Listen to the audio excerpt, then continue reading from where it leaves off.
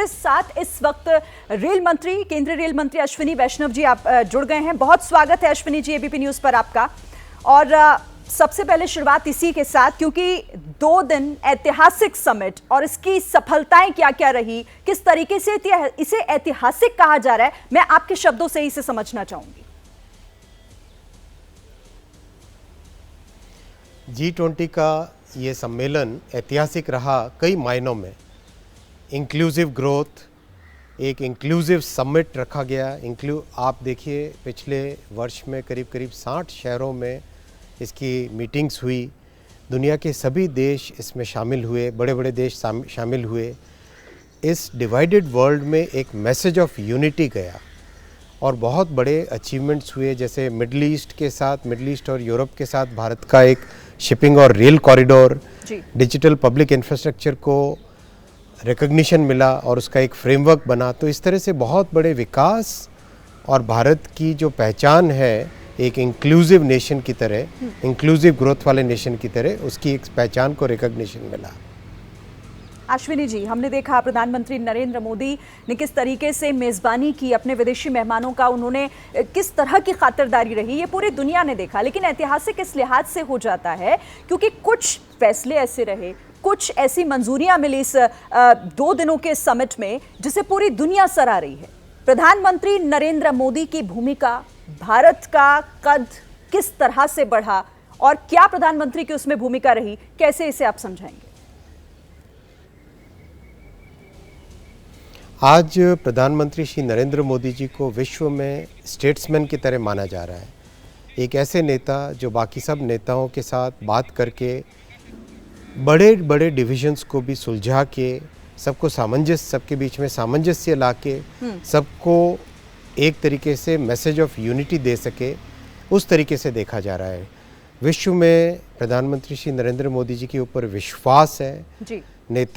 बाहर के नेता, सभी ग्लोबल लीडर्स ये मानते हैं कि अगर मोदी जी ने कोई बात कही है तो उस पर विश्वास करके आगे बढ़ना चाहिए। आप देखिए, डिक्लेरेशन की बात है, दिल्ली डिक्लेरेशन। दुनिया में आज कितनी भी फ्रेगमेंटेशन हो, जियोपॉलिटिकल इश्यूज हो, फिर भी इस दिल्ली डिक्लेरेशन पे सभी ने एक मत रखा और सब एक दिन पहले, समिट के एक दिन पहले ही इसके ऊपर सहमत हुए और दिल्ली डिक्लेरेशन पास हुआ। ये जो सोच है, ये प्रधानमंत्री श्री नरेंद्र मोदी जी के ऊपर जो दुनिया का विश्वास है, ये उसका परिणाम। आप कह रहे हैं कि दुनिया अब भरोसा कर रही है भारत पर, भारत के प्रधानमंत्री पर। अश्विनी जी, जिस तरह से बायलैटरल मीटिंग्स भी हुई, अमेरिका के साथ जो बाइडेन के साथ भी एक मीटिंग हुई, जिसमें, क्योंकि आप संचार मंत्री भी हैं इसलिए मेरा ये सवाल आपसे, एक सहमति भी बनी है 6G को लेकर। किसी प्रस्ताव पर कोई एक सहमत हो पाए हैं दोनों देश? क्या वो आखिर है प्रपोजल और कब तक वो लागू होगा, अगर आप हमारे दर्शकों को बताएं तो? आज अमेरिका भारत को टेक्नोलॉजी के डेवलपर की तरह देख रहा है कि भारत टेक्नोलॉजी डेवलप कर सकता है, भारत टेक्नोलॉजी को एक्सपोर्ट कर सकता है। इसीलिए अमेरिका और भारत के बीच में टेक्नोलॉजी के ऊपर कई समझौते हुए और उसमें इस G20 के दौरान 6G और 5G की टेक्नोलॉजीज़ को और विकसित किया जाए, उनको और अफोर्डेबल किया जाए, उनको ट्रस्टेड और रेजिलिएंट किया जाए, इसके ऊपर एक बहुत महत्वपूर्ण समझौता हुआ है। भारत की टेक्नोलॉजिकल पावर को इससे बहुत बड़ा रिकग्निशन मिला है। आज भारत टेलीकॉम में एक्सपोर्टर बन के उभरा है और भारत के टेलीकॉम इक्विपमेंट को अमेरिका में उपयोग में लाया जा सके, उनका एक प्रोग्राम है रिप एंड रिप्लेस, यानी जो नॉन ट्रस्टेड इक्विपमेंट है उसको हटा के ट्रस्टेड इक्विपमेंट लगाना।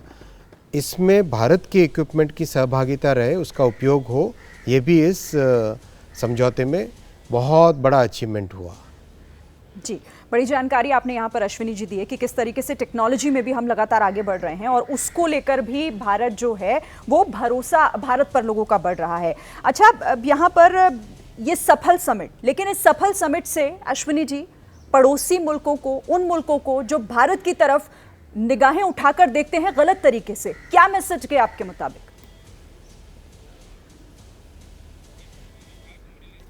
दुनिया भारत के साथ खड़ी है। भारत एक ऐसा देश है जो दुनिया को एक नई राह दिखा रहा है, चाहे डिजिटल पब्लिक इंफ्रास्ट्रक्चर हो, चाहे इंक्लूसिव ग्रोथ का मैसेज हो, चाहे प्रधानमंत्री जी का लाइफ मिशन हो जिसको दिल्ली डिक्लेरेशन में रिकॉग्नाइज किया गया, इन सब चीज़ों को देखते हुए कोई पड़ोसी देश आंख उठा के न देखे।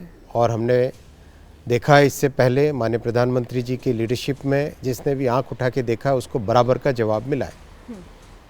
Ashwini ji, Bharat middle east road connectivity की भी राहें आगे खुली हैं, उसको लेकर भी हम देख रहे हैं कि आगे रेल कनेक्टिविटी, माफ़ कीजिएगा, उसकी भी राहें अब आगे खुलती दिखाई दे रही हैं। किस तरह की संभावनाएं आप आगे देख रहे हैं इसमें? ये बहुत ही इम्पॉर्टेंट अग्रीमेंट हुआ है, बहुत बड़ा समझौता हुआ है। देखिए, भारत से मिडल ईस्ट के बीच में शिपिंग से कनेक्शन, मिडल ईस्ट के आगे चाहे फुजेरा हो, चाहे 3-4 बड़े बड़े पोर्ट्स हैं, उन पोर्ट्स से आगे रेलवे कॉरिडोर बने all the way to Europe.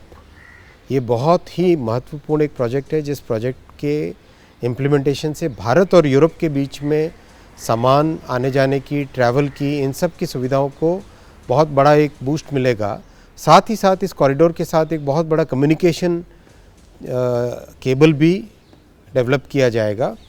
इससे भारत की रेलवे टेक्नोलॉजी को विदेशों में ले जाने का एक माध्यम मिलेगा, और जो भारत की कंपनियां हैं जो कि रेलवे के अंदर रेलवे सेक्टर से जुड़ी हुई है, उन सब को भी एक नया आयाम मिलेगा। तो ओवरऑल यूरोप के साथ भारत के ट्रेड रिलेशंस को बढ़ाने का, यूरोप, मिडिल ईस्ट और भारत, इस ट्रियो को, ट्रेड रिलेशन को बढ़ाने का ये बहुत बड़ा प्रोजेक्ट है। और यूरोप से आगे फिर से शिपिंग से अमेरिका, तो इस तरह से दुनिया में एक शानदार, एक बहुत ही अच्छा मॉडल एक डेवलप हुआ है, जिससे देश अपने आप में एक समझौता करके एक ऐसा मॉडल विकसित कर सकते हैं जिससे कि ट्रेड और ट्रांसपोर्टेशन को एक नया आयाम मिले। जी अश्विनी जी, अब इस समिट में इस 2 दिन के दौरान G20 का भी विस्तार हुआ, क्योंकि अब वो G21 हो गया है। अफ्रीकन यूनियन की भी इसमें जो है वो अब एंट्री हो गई है। आप इसे कैसे देख रहे हैं, और कैसे ये इंटरनेशनल गारंटी प्रधानमंत्री नरेंद्र मोदी की पूरी हुई? प्रधानमंत्री श्री नरेंद्र मोदी जी ने गारंटी दी थी अफ्रीकन यूनियन को G20 में परमानेंट मेंबर बनाने की जी। और जो पीएम साहब कहते हैं वो करते हैं। तो अफ्रीकन यूनियन को परमानेंट मेंबर की तरह एक्सेप्ट किया गया। ये बहुत बड़ी इसकी जियोपॉलिटिकल, इसकी डिप्लोमेटिक और इसकी जो इंक्लूसिव ग्रोथ का जो इसका मैसेज है वो आप समझिए। अफ्रीका को हमेशा एक इक्वालिटी वाला दर्जा देना, ये भारत का एक बहुत बड़ा ऑब्जेक्टिव था फॉरेन पॉलिसी का। ये ऑब्जेक्टिव इससे पूरा होता है और ये दर्जा भारत ने दिलाया अफ्रीका को। ये बड़ा मैसेज है। भारत और अफ्रीका के संबंध बहुत ट्रस्टेड संबंध है और इससे और भी प्रगाढ़ संबंध हो जाएंगे। बिल्कुल, और ये यहाँ पर एक बार फिर साबित हुआ कि प्रधानमंत्री नरेंद्र मोदी अगर कुछ कहते हैं, कुछ वादा करते हैं, तो कैसे उसे पूरा भी करते हैं। बहरहाल, बहुत शुक्रिया अश्विनी वैष्णव जी हमारे लिए वक्त निकालने के लिए और इस बातचीत के लिए। धन्यवाद आपका।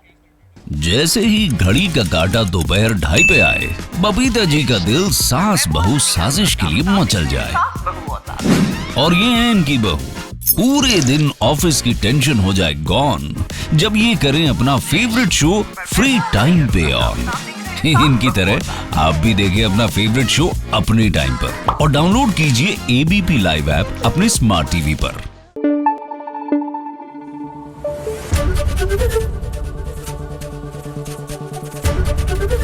एबीपी न्यूज आपको रखे आगे।